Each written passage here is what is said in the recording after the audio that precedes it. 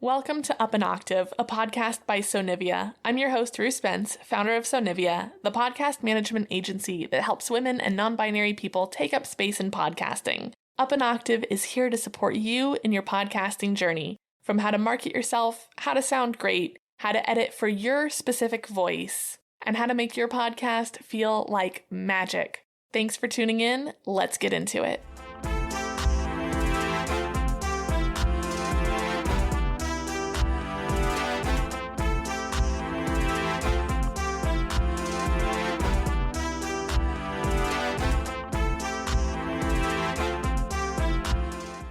For this Past the Mic episode, I chat with JJ Flizanes, the host of multiple long-running, high-ranking podcasts. She and I talk about what it's like to have a podcasting empire and how she manages to keep all of her podcasts thriving. You can find information about where to find JJ in the show notes.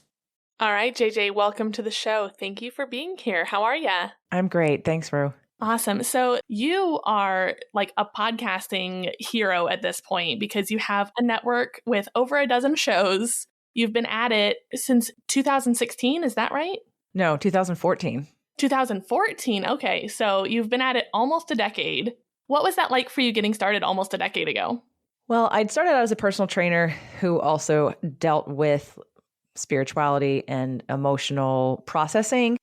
And the things I was learning, law of attraction, the things I was learning and implementing in my own life, I'd want to share with my clients, but my clients weren't really open to it. I mean, they listened to it because I forced it down their throat, but it wasn't big. And they were seeing the results in my life from the application of everything I was learning, but they were really with me for health and wellness and weight loss and longevity and aging. And even though I provided a lot of information and I was a part of a doctor and nutritionist, let's say of a wellness center. So, we talked about other forms of wellness. I really, really, really wanted to share the more personal stuff because to me, it's all connected and it always has been and it always will be. I was looking for an outlet. I remember feeling, creatively constipated. I had a lot of things to share.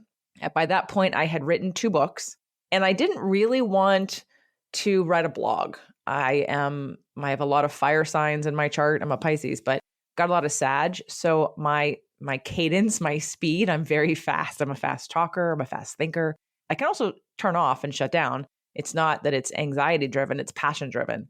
So for me, blogging was going to be like sticking a needle in my eye because the process of writing, while I have written 3 books now and I'm working on my 4th, when I'm focused on it like that is different than when I want to share concept. So I had been looking for, I even told somebody that I felt like a backed up hose. I had so much water and creativity wanting to spew out of me, but I didn't know where to put it. And I was at a writer's workshop in March of 2014. And I was actually looking at working on the next book, which would have been, I don't know if it was the 3rd or 4th by that point. And I came prepared to just be open to whatever was going to happen. And I walked out with a podcast. And the podcast was based on the second book or the first book, depending on how we look at it, called Fit to Love, How to Get Physically, Emotionally, and Spiritually Fit to Attract the Love of Your Life. That was the book. And I decided that podcasting sounded like the best thing. I could do video, I could do audio, I could do multiple subject matters. And so I started out with a 6-day-a-week show. And I used alliteration to sort of make it, fun. I was Movement Mondays and Tasty Tuesdays, and those were both videos. And there were 3-camera HD photo shoots that we would do all day long, and I would gather a bunch of content. And then Wednesday, Thursday, Friday, Saturday. Wednesday was Wellness Wednesday, and then Thoughtful Thursday, and then Freedom Fridays, and Sexy Saturdays. Freedom Fridays was my day. Freedom Fridays was like my guilty pleasure. I got to talk about whatever I wanted to talk about under the umbrella of spirituality, law of attraction, intuition, meditation, psychic abilities, all the things under Freedom Friday. And so I did that for almost 2 years. It was about 18 months and 350 episodes later, my intuition said, they can't find you. I was doing well. I had people listening to the show. People were buying some things, maybe my books and maybe signing up for some consultations. It wasn't crickets, but I didn't start my show with the intention to make money with it. When I had met a podcaster at that writer's event, he was on the stage and he was talking to everybody and he talked about his podcasting journey. And he talked about how he did it every day, 5 days a week for 2 years, and he made no money. Now, this was back, obviously, before 2014, and Apple wasn't quite as bombarded with new podcasts every day. But after 2 years of being consistent, Apple featured him. His show blew up. And then after a little while, he started charging a membership fee, and he lost a bunch of his audience, but he got enough people to pay that when I add up the numbers, I was like, oh, I can do that. I have so much content that me just cataloging it is valuable. I mean, still to this day, when I have any clients that I'm working with, either in groups or new people to me, I will go back and reference shows. It's almost like a book an audio book that keeps going. The conversation never stops. I constantly use my show as teaching tools, and I refer back to it all the time. So between the exercise and the cooking, I could do that for the current clients that I was working with and do cooking classes. And so I really just saw it as a valuable way to focus with no intention of making any money for the first 2 years, just seeing where it was going to go and putting myself out there and allowing myself to speak my mind, do whatever I wanted to do. Some of them were solo shows, some of them were interviews. Yeah. So that's really kind of how I started. So that is a mind-blowing amount of content to be putting out shows 6 days a week. Did you have a team from the beginning? I had a team to do the video. So I had a couple, and they were filming the videos and they would edit the videos. And I would only need to work with them once every couple of months because I could shoot 16 to 20 videos in a day. And that would give me enough content for a couple of months. When it came to the audio stuff, I did hire a coach. This is funny. I hired a coach in the beginning to help me with the podcast. It was someone that I knew from growing up, and she had moved also to California from Pennsylvania. And she had a really decent Twitter following. So I paid her because I knew her and I trusted her. And I thought, well, she can grow a Twitter. And I asked her, do you know about podcasting? And she's like, yes. And Twitter and podcasting is a great combination. And no disrespect to her, but she didn't have a podcast. And so I paid somebody who didn't have a podcast to teach me about podcasting. So looking back, it was kind of silly. So she did kind of help me structure some things, but knowing what I know now, I would have done it very differently. And I actually coach people in podcasting. So I know, now I have all this knowledge of what not to do. And I did not hire out for the editing. I edited myself. I learned how to edit myself. Now where I am now, because I have other shows, and there's a reason that I still edit a lot of my own content. It's because of how personal my show is, how deep my show is, how confronting and what a catalyst my show can be for people. So I'm very, when I'm in the moment and I'm either doing a solo show or being interviewed or I'm interviewing somebody else, sometimes things come out in the moment that I then go, I don't think it's going to land in the right way. Let me take that out. Or maybe I shouldn't have said that. Or I mentioned the person's name by accident or my ex-husband's name, right? So I was very careful and I still am, to listen for what I think people will hear and if it's the right message, the right energy. But I didn't really have, minus the video people. And then I had a web designer. So I've been working with Josh Schuyler at Every Angle Media for, 17 years. And he had done all the website stuff. And that was great. I had some designers. I definitely reached out for artwork, for people to help me with artwork and design for the website. And I think that's it for a team, though. So you were really doing a lot of it by yourself. That's pretty impressive because I know that you're also doing speaking engagements. Like you said, you have clients. You're a very busy woman. Well, yes. And I'm sort of like that high performer. I can get things done. It's actually a very efficient use of my time to edit my show because while I'm editing it, I'm making the show art. I'm writing the email to the list. I'm scheduling, I'm rendering the video. I can do it both at the same time. Like it's very efficient. And actually, when you have multiple shows and multiple places where you're putting an episode, the amount of time it would take me to train somebody or tell them how to do it, it makes me focus. And to be quite honest, I like my show. I like my content. The things I talk about are deep and meaningful. In fact, I was just thinking about re-listening to my episode it's episode 111 on Spirit, Purpose, Energy, because I want to go back and start that practice again. So I thought, I should go listen to that again. So again, the episodes to me it's not fluff. And I'm not saying there's anything wrong with fluff or entertainment. That's great. But mine is much deeper. They're tools that can change people's lives. And I've gotten that feedback. People that have listened to the show for years and written to me, and I've never met them. They've never paid me. They've never been to a live event. And they're like, oh my God, your show has changed my life. And so, it's stuff that they revisit and you listen to it over and over again.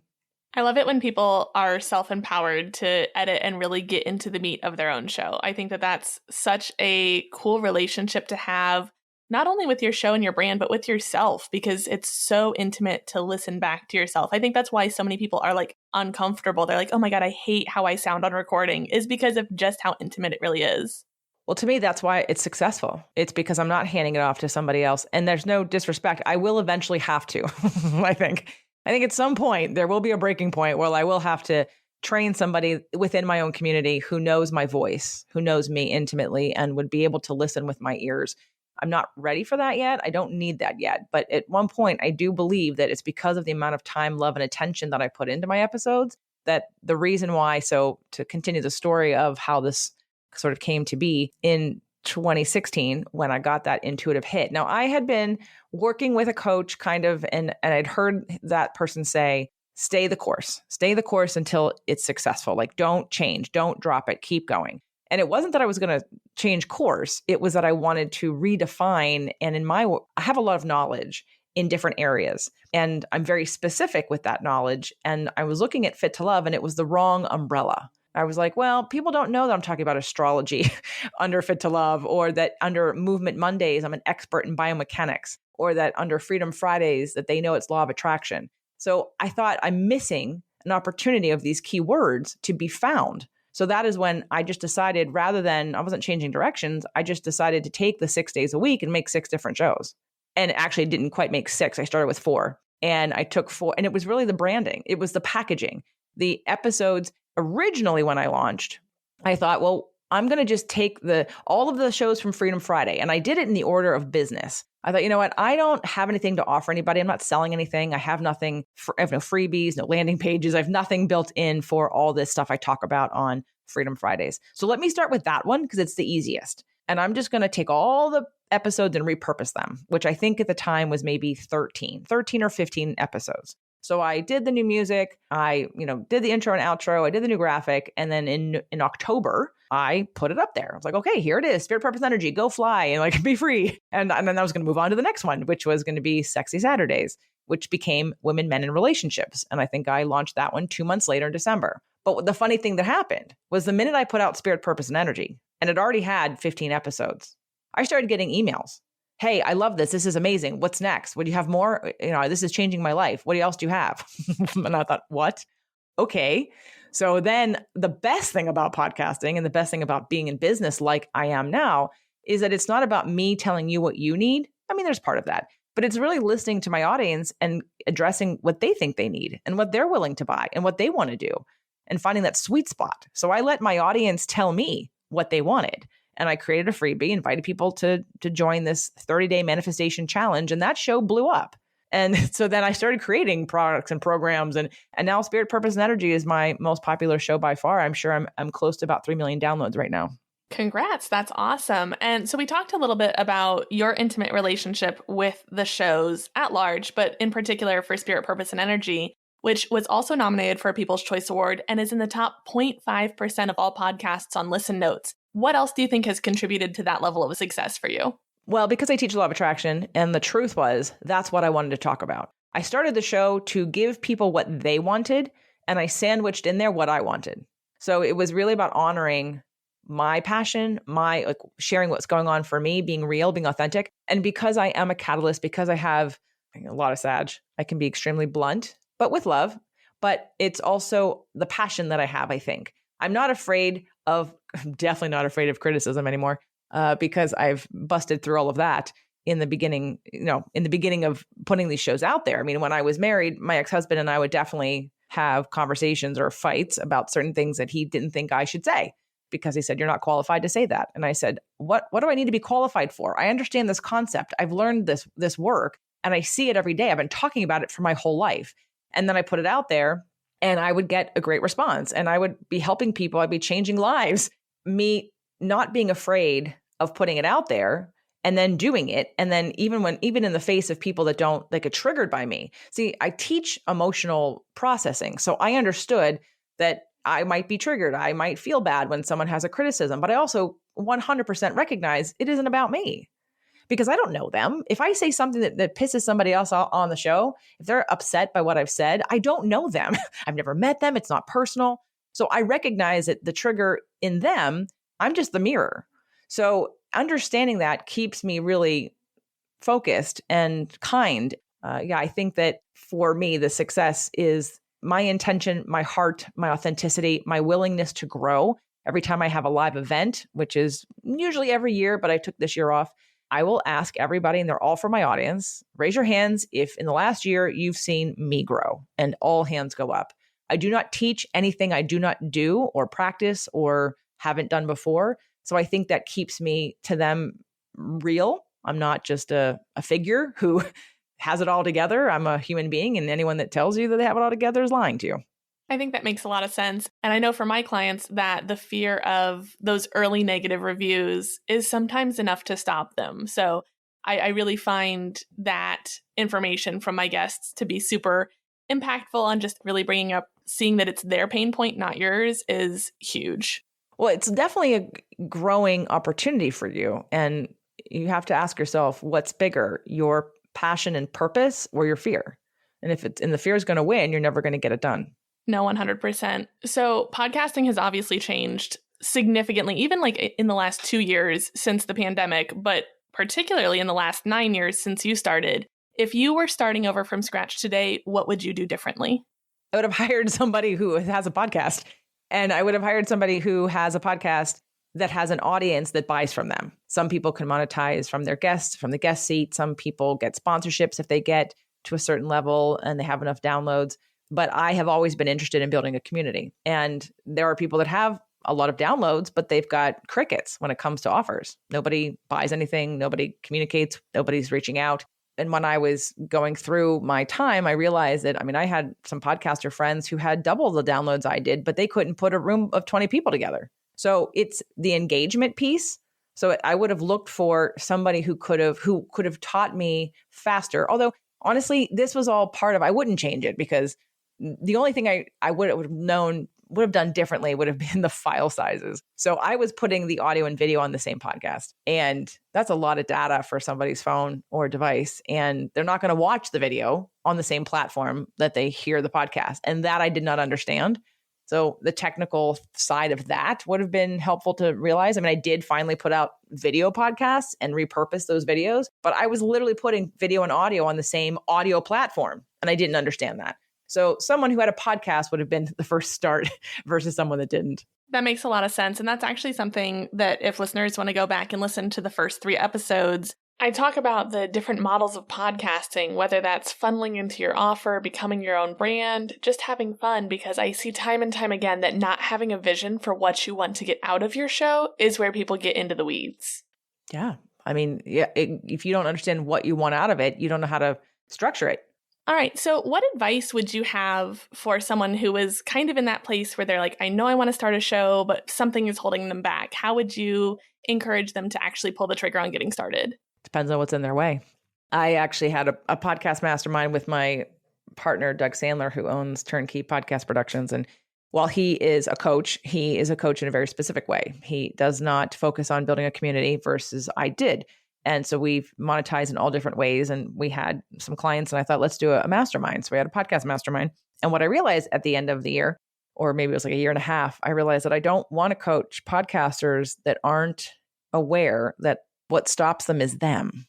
And I do deep emotional work in my regular podcasts. So when it came to the mastermind, I realized they didn't sign up for me to coach them personally, even though they kind of understood a little bit about what I did. And they did, listen to some of the podcast episodes that I would share. But ultimately, if you're starting this journey as a podcast is somehow an extension of you in some way. It is a business, and all businesses will challenge you. And sometimes it's going to be the trick, the funnel, the headline, the subject matter, the offer. But most of the time, it's you.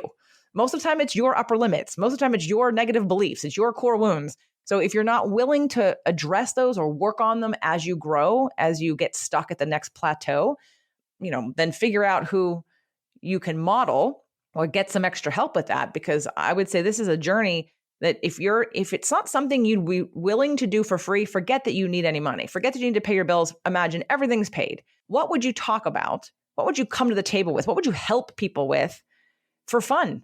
If it's not part of who you are or your zone of genius or you being passionate and it's just about business, it will probably fade if it's not successful. So just know going in what you bring to the table. And just like having a child or getting married and definitely starting a business, it will challenge you. It will grow you. So be ready for the ride if you want this to last.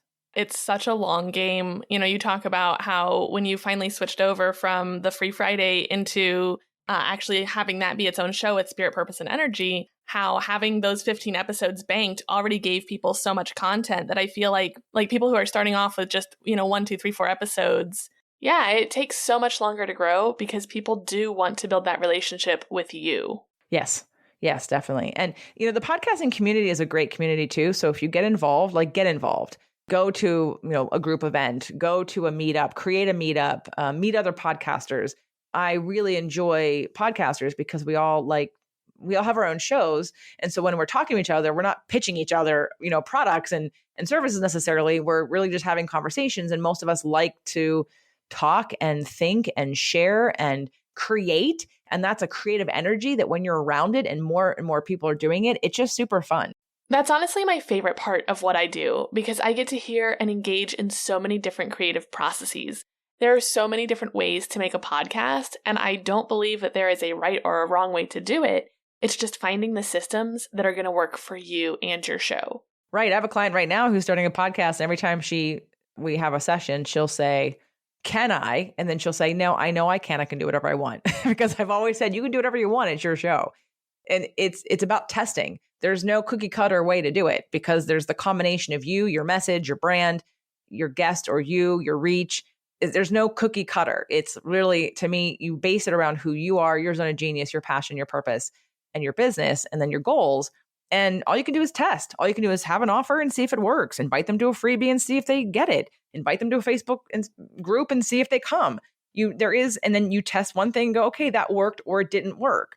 And honestly, I repackaged the show. So what you had asked me before we started recording, some of the podcasts have the same episodes. And the reason was because it was about just the brand.